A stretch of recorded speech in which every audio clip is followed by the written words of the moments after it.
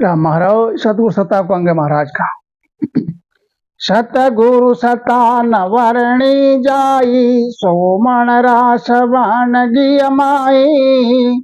सतगुरु सता शेष में आवे, अगम देश हंसा चल जावे। महाराज समझाते सतगुरु सता वर्णन से परे है। सोमण रास वानगी माई, बाहर से अर्थ करो तो 100 मन की रास हो, उसमें से एक मुट्ठी व्यापारी को दिखा दो तो उससे सौदा हो जाती है। अंतर में यह है कि जैसा मन है, मन जो है, मन ये रास रूपी मन वानगी रूप है। जैसा मन है, मन अगर सतगुरु महाराज के समर्पित है, सतगुरु महाराज से प्रेम है, तो क्या है, सतगुरु सता शिष्य में आवे, प्रेम से ही आएगी, और कोई कारण है नहीं। प्रेम माय विधि और विचारे, तो जो नमक दूध में डाले। सतगुरु सता शिष्य में आवे, अगम देश हंसा चल जावे। तो सतगुरु सता शिष्य में आ जाती है। और सतगुरु सता का पराक्रम है कि अगम देश, अगम माना जो यहाँ उस देश की गम नहीं है, वो अमर देश चला जाता है, फिर हंस आवागमन से रहित हो जाता है। चुगे चिकोर चंद्र मुख जोबे, शीतल यगन किसी विधि होबे। शशि को अमृत बसे शरीरा, साचा गुरु चंद्रमण हीरा। इस प्रकार से चकोर अग्नि चुगता है, वो उसकी सुरती चंद्रमा की तरफ रहती है। चंद्रमा के लिए जोता रहता है तो अग्नि का ताप उसको व्यापता नहीं है, अग्नि उसको शीतल हो जाती है। आप अमोलक और बढ़ावे, दीपक राग दीप जग जागे। शशि को अमृत बसे शरीरा, साचा गुरु चंद्रमण हीरा। शशि में जो अमृत है वो उसमें उतर जाता है, चकोर में। ऐसे ही गुरु हैं चंद्रमणि की तरह, हीरा की तरह। आप अमोलक और बढ़ावे, दीप राग दीप जग जावे। जिस प्रकार से दीप राग, जो राग की धुन जो जानता है, दीप राग बोलने से दीपक स्वतः जग जाते हैं। दूसरा यह है कि दीपक एक जलता हुआ दीपक है, जागृत दीपक है जलता हुआ, तो वो दूसरे को भी जागृत कर देगा। ऐसे ही सतगुरु महाराज, वो आप तो अमोलक हैं, जिनका कोई मोल नहीं।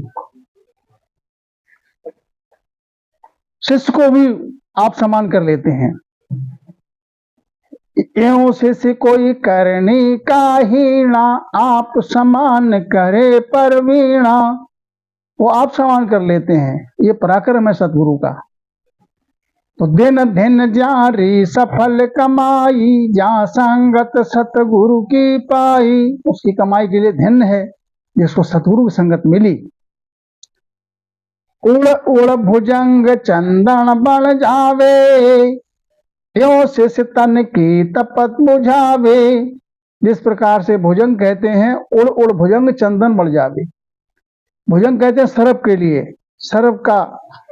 सर्प को ज्वाला उसके अंग में व्याप्त होती है तो किसी दूसरे से नहीं, अपने ही माय में उसके विष है, उसकी ज्वाला से वो अतृप्त व्याकुल रहता है। तो वो कहाँ जाता है, चंदन के वन में। चंदन के वृक्ष पेड़ से लिपट जाता है, चंदन के वृक्ष से अपने उसके माया में लिपट जाता है, तो उसके अपने अंग की तपन शांत हो जाती है। ये शिष्य तन की तपन बुझावे। इसी प्रकार से शिष्य जो है वो कर्मों, अपने कर्माग्नि में जो तप रहा है, कर्मों की अग्नि में तप रहा है, तो सतगुरु के प्रताप से आवागमन से रहित हो जाता है और भरम कर्म सब भंजन हो जाता है।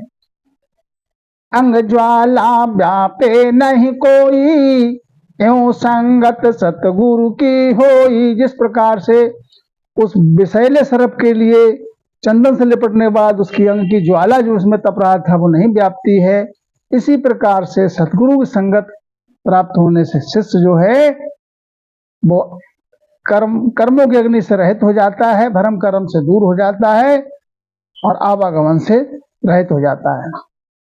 कैसे? जड़ी सजीवन जीव जीवाया, क्या करनी मुण दो कर आया।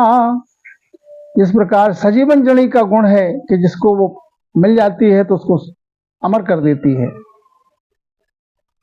जड़ी सजीवन जीव जीवाया, जैसे लक्ष्मण के लिए जब मूर्छा हुई थी लंकागढ़ पे, तो सजीवन बूटी उनके लिए हनुमान ने ला कर दी थी, सुषण वैद्य के द्वारा उनको दी गई, तो वो जीवित हो गए। मुर्दे की क्या करनी, गुण तो कर उसमें सजीवन बूटी में है। ऐसे ही जीव का कोई अपना जोर नहीं, सतगुरु संगत का प्रताप है जो वो कर्मों से रहित होकर आवागमन रहित हो जाता है। अमर करे अमीर सुपावे, यूं सतगुरु की सता कहावे। उधर संजीवन बूटी जो है वो सजीवन बूटी अमर कर देती है, मुर्दे को जीवित कर देती है। इधर सतगुरु की सता यही कार्य करती है, ये आवागमन से रहित कर देती है। पारस का सुन पराक्रम भाई, लोह कल पलट कंचन हो जाई। जिस प्रकार से पारस में गुण है, पराक्रम है कि जो लोहे का उससे पर्सन हो जाए तो उसका अंग पलट जाता है, कंचन बन जाता है, सोना बन जाता है। ऐसी सतगुरु में पराक्रम है कि बहुर जन्म धारे नहीं कोई, ओ पराक्रम सतगुरु में होई। संसार में फिर जन्म लेने नहीं आना पड़ता है, यह सतगुरु में पराक्रम है। कैसे? उदाहरण के लिए महाराज बताते हैं, समझाते हैं। कल वृक्ष पूरे मन की आशा, यूं सतगुरु है सुख की राशा। इस प्रकार से कल वृक्ष के तले जाकर अपने मन की आशा जो करते हैं वो पूर्ण हो जाती है। ऐसे सतगुरु महाराज हैं। चिंतामण चिंता फल पावे, यूं सतगुरु निज नाम बतावे। चिंतामण से जो चिंता करोगे उस फल की प्राप्ति हो जाती है। इसी प्रकार से सतगुरु जी महाराज हैं, वो निज नाम का भेद बता देते हैं। जुरा काल जम को डर भागे, जे निज नाम से समय जागे। तो जब निज नाम का भेद मिल जाता है विधि से रटन करने पर प्रेम के सहित, तो जुरा काल और जम का डर जो है भाग जाता है। शिष्य में नाम जागृत हो जाता है, निज नाम। तो सतगुरु सता कहे नहीं जावे, नग पंखी हीरा निपुजावे। सतगुरु सता का वर्णन परे है, नहीं कर सकते वर्णन उसका। उदाहरण के महाराज समझाते, जिस प्रकार से नग पंखी है, ज्यों ज्यों कदम रखता है तो हिरण नपचते हैं उसके। ओ अचरज मानो मत कोई, कीट पलट भंवरा किम होई। इसे अचरज मत मानो। जिस प्रकार से कीट का अंग पलट करके भंवरा हो जाता है, वो आप समान कर लेता है। अमर विमान शीस चल आवे, पांचों ज्ञान गै बसु पावे। अमर विमान शीस आ जाता है तो पांचों ज्ञान गैबू आ जाते हैं घट में। यूं सता सतगुरु की भाई, जागे शब्द शिष्य के माई। ऐसी सतगुरु की सता है। सतगुरु सता से शिष्य के माए शब्द जो है जागृत हो जाता है। कैसे? छाओ हो माओ हुए रंग राजा, तेरे दुहाई कह महाराजा। हुमाओ पक्षी में गुण है कि जिसके ऊपर उसकी छाया पड़ जाए, रंग पे पड़ जाए, माना गरीब से गरीब पर छाया पड़ जाए हुमाओ पक्षी की, तो हुमाओ पक्षी में ये गुण है, वो राजा बन जाता है, राज पदवी प्राप्त हो जाती है उसके लिए। और संसार में उसके लिए फिर दुहाई सब देते हैं कि जय हो महाराज की, जय हो महाराज की। इसी प्रकार महाराज समझाते हैं कि सतगुरु सता से संयम लेवे, साध साध कर सब जुग सेवे। ऐसी सतगुरु महाराज की सता है। सतगुरु की सता जिसमें जागृत हो जाए तो सतगुरु का पराक्रम आ जाता है शिष्य में कि सब संसार में, सकल संसार में उसकी जय जयकार दिन दिन होती है। सब कहते हैं धिन्नु महाराज, धिन्नु महाराज, साध महाराज आ गए, साध महाराज आ गए। सतगुरु सता जीवयों जागे, चमक पत्थर लोहा उड़ लागे। जिस प्रकार से चुंबक लोहे को, चुंबक जो है, चुंबक पत्थर जो होता है उसके पास लोहा आता है तो लोहा कूद के उसमें चिपक जाता है। ऐसी सतगुरु की सत्ता है कि जिसको सतगुरु सत्ता जागृत होती है वो जीव का कार्य हो जाता है, कल्याण हो जाता है। आसुण सता सतगुर के माई, जड़ पशुआ चेतन हो जाई। ये सता सतगुरु के माय में है। जड़ पशुआ चेतन हो जाई, जड़ पशुआ चेतन हो जाई का ये एक उदाहरण जो है तुलसीदास जी महाराज के समय का है। एक ब्राह्मण था, उसके लिए गाय हत्या, गौ हत्या का पाप लग गया।